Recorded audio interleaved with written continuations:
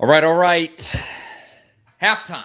Georgia 24, Tennessee 10. Vols playing tough, but still trailing by 14 points to Georgia at the half. Not necessarily unexpected. We'll get into it, though. I'm Charlie Burris. That is Jonathan Crompton. And as everybody files in here, we'll welcome you into the A to Z Sports Big Orange Game Day halftime reaction show.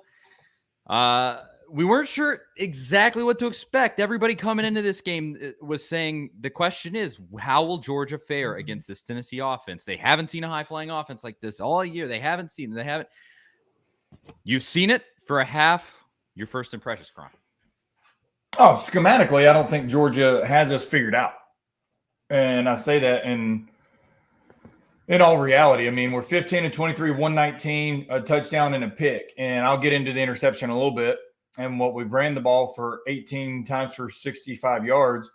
And in the first half alone, I take it back, the first quarter, we've scored 3 less points than any other team has scored all game against them. Okay. So we're not playing atrocious. We are, there's always going to be some mistakes trying to get back in the game. But if you look at the numbers, Bennett has thrown the most attempts he has all year already. All year. And, if we keep him contained, I'll let James Cook have 78 yards a half and let him run for 166. He runs for 166, but he doesn't throw for 154 yards. I'm fine with that. Right? So I'm actually not displeased with how we're playing right now. There's just a few plays, obviously, that you'd like to have back. So, I think the real question that everybody is going to have during this halftime is what was the problem, or is it just Georgia? Because obviously, Georgia's defense, number one in America, one of the best we've ever seen in college football, only allowing 6 points a game, 6.6, I think. It's crazy. Yeah. So you've already gone over their average allowed points. You score one more touchdown, you have the most points that anyone has scored against them this season. You almost had it in the very first quarter. But obviously, mistakes were made. Hendon's not playing well. He throws an interception. Well, but here's my. It's not that he's not. How are we going to define him not playing well? Well, I'm asking that for anybody in the comments. Legitimately, how are we going to define him not playing well from an interception? I think you're going to and one overthrow, and that's his mistakes for the half. You're going to touch on what the question I was going to ask there. So he appears to not be playing well, but is it a result of how Georgia is playing? Is he off? What do we attribute this to, where the offense is just stalled out? I believe 7 possessions, one score, and it was that field goal. So how do we assess that? Okay, but that's where I'm getting at, is and to me it's a legitimate question. How is it? He's had one overthrow, multiple that's false. The one in the end zone was a throwaway to save a field goal. Now, we all know field goals is not going to beat Georgia, but that's a smart veteran play. When pressure in the pocket, you're on the 9 or 10 yard line, throw it away. Great play. So that's not an overthrow. And I hate CBS games for the fact of these guys are morons.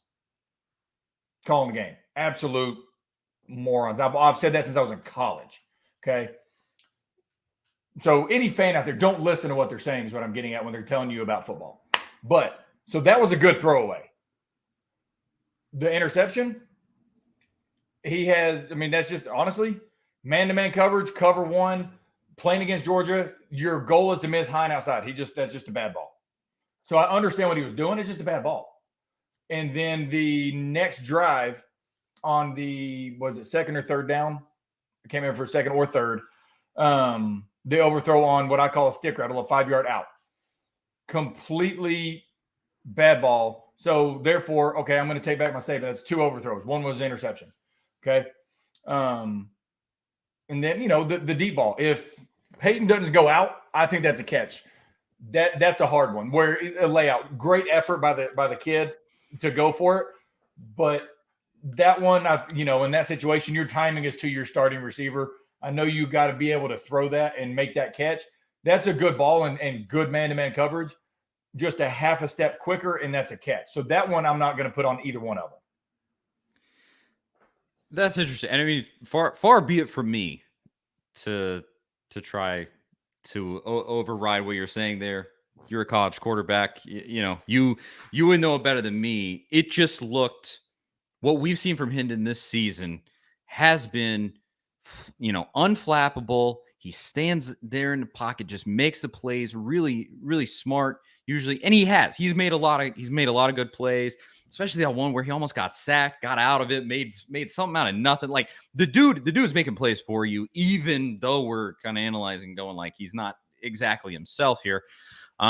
It looked rough from what we've seen from him all season long. Now you turn from there to the defense. You wish you were scoring more points, but it is what it is so far. Georgia, best defense in America, blah, blah, blah. We could hawk on that all day long.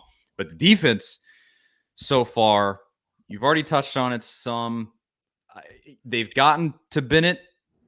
What more can be done? They're playing better than last week. That's nice. Yeah. But you got that pressure on those first couple of drives, and then it kind of dried up.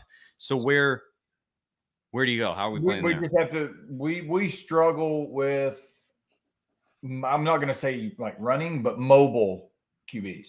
Big time. But that also, is a part of we don't have the depth to keep subbing guys. So our guys, when they're having to run around and cover for 5 seconds on the average is 2.24, that makes a big difference. So I understand why, but that does contribute to why we don't play really well against mobile QBs.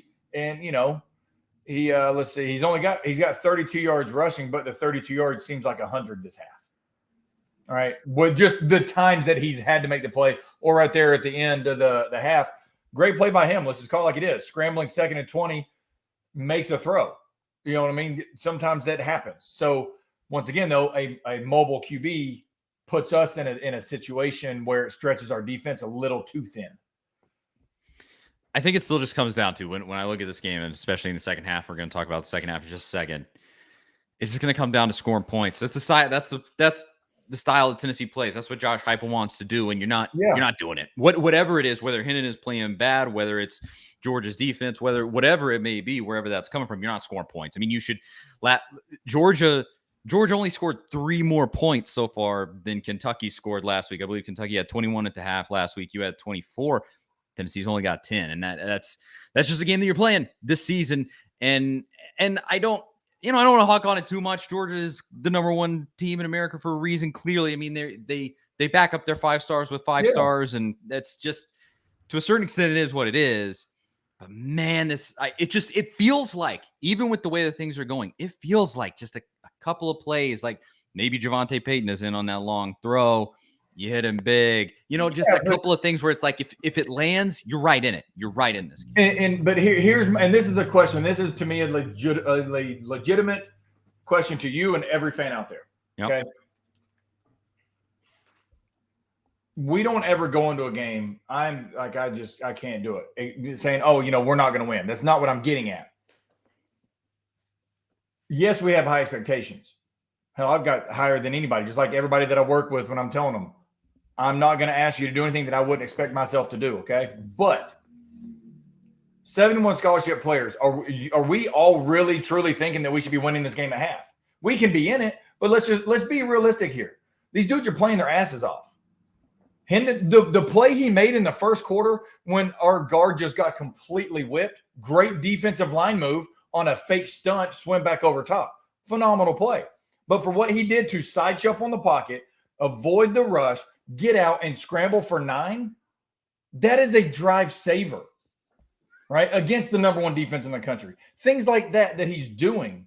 And the balance of our offense, 18 rushes, 23 passes, right? We've already ran almost as many plays this week against the number 1 defense as we did last week all game, right? So all I'm trying to get at is, let's not be Debbie Downers here and understand we're playing a hell of a game for what we're doing right now.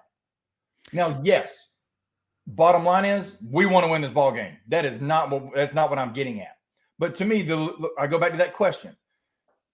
are we legitimately sitting here bashing how we're playing because we're down 14 to the number one team? When, yeah, there's always going to be plays, but it's called like it is. We made some plays on defense that they should have made if they have a show like this.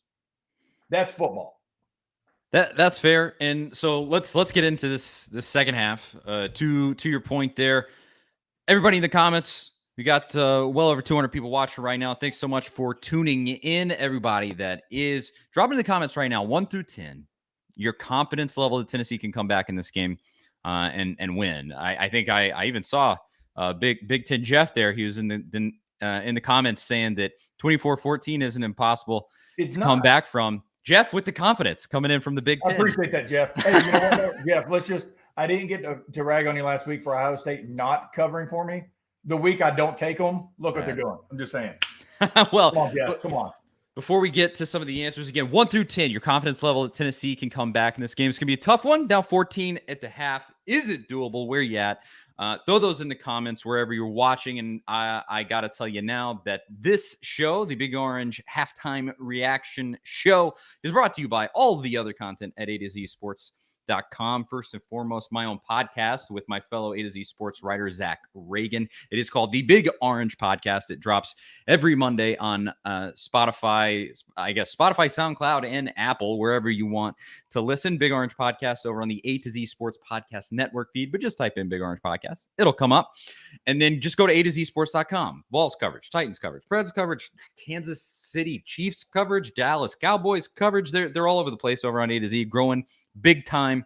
And so go over there, Big Orange Podcast, A to Z Sports.com, and check it out. And we appreciate it. So let's get to some of these responses. Todd says 6. Cody says 4. Tony says 2. Sammy says 7. And again, this is your confidence level that Tennessee can get back into this game and potentially win. Big Ten Jeff, he says 7. And 7 for Jason. Here, where you at, Cromp, on this confidence level? Ooh, well, I'm going to give that in just a second, but I also have a good question asking if I was a mobile QB. Today, no, not today. Back when I played, I could move a little bit. I would say I was a passer that could move, not necessarily a runner. But I would have loved to have played in this offense. Which is kind of how, what you just said. I love this scheme. I would have loved it. Your description of yourself is Stetson Bennett to me in this game. It's like he's a run, like he can run, but is he gonna be like this world beaten dude? Yeah, he's not a Matt Corral that's gonna just absolutely try to run by you. Exactly. So man, we gotta get better on that. But all right, let's go back to the question in hand. We don't have too much time left. Your confidence level. My confidence that we can come back. I'm going 8, and no pun intended, I guess you could say. I would say that just because, guys, we're one play away. We get a turnover. We can score like that. That's just how this offense is built. We get a stop. Now, they get the ball, yeah, but we get a stop out here, come back, make a play, get a quick touchdown. Next thing you know, we get a 3-and-out. They did it to us. Why can't we do it to them? That's fair enough. I think I'll go right at 5. My cynical side. I'm trying because the season is going well, trying to exercise my cynical side, not let it come out so much. So I'll go 5, which to me, I legit thought you were going to be lower. I'm not going to lie. Yeah, and you're saying it there. To me, that for my usual take, that's probably pretty positive. It just, man, that Georgia defense is so good. They just have more players. They got depth upon depth, and they come at you in waves. And I think you can even get back into this game. I think you can make it maybe 24-24, 17-24, get back into it. And even still, it's just going to be a damn hard uphill climb right now. Watch this. I like this by Charles. We took their punch. It's time to counter. I like that. All right. And the reason why I'm saying I like that is what's the one thing about college football that some people don't like, I think especially Tennessee fans don't like, because everybody keeps doing it to us where they drop like flies because we go so fast. If we don't sub, you can't sub. right? So don't let their 5-star stud subs come in. Just go. If we have to slow down, that's on us. But we don't have to sub. If they try to sub, snap the ball. That's the way I'm going about it in the second half. That's our advantage right now, is wear them down, make them use the timeout, or still a cheap big play. It comes down to playing your game. Tennessee has to play their game. You have to score these quick points. Hooker, whatever is going on, Hooker's got to make the plays. And even with Javonte Payton out, make these plays, hit him over the top, and just make it happen. However it is, Tennessee has to play their game. However that ends up working out, that's what it comes down to. If they don't and they let Georgia impose on them, this one could get ugly quick. I hope it doesn't come to that. Stay in it. I said on Friday with Austin on the main show here on A to Z, I said Tennessee needed 24 points to be in it in the fourth quarter. 24 points going into the fourth quarter to be in it. Okay. That's 100% true. I think you have 24 points going in the fourth quarter. You scored 2 touchdowns in this third quarter. You're right in it, and you're probably tied with Georgia if that happens, frankly, if not just one score behind. So let's go out and make it happen. I don't know, but we've got a new watcher, it looks like. Kim Schenkel coming out here and telling me 8 ? That's a triple bogey. Oh, come on. Golf reference? What? We knew you were playing golf. What is this sorcery? Acting like they know if I triple bogeyed or not the other day. I don't know. Well, we did know you were playing on Friday. She got you. She may or may not have some inside knowledge if I triple bogeyed a hole or not. All right. Well, second half is starting now. Thanks so much to everybody that's watching. We will be back post game. Win or lose, we are going to be here on A to Z, all of their socials. Go check them out. Facebook, YouTube, Twitch, Twitter. I think I hit them. And watch us in the post game. We'll wrap up everything and talk about next week, South Alabama. We're still going to talk about it. Yep. And we will see everybody then.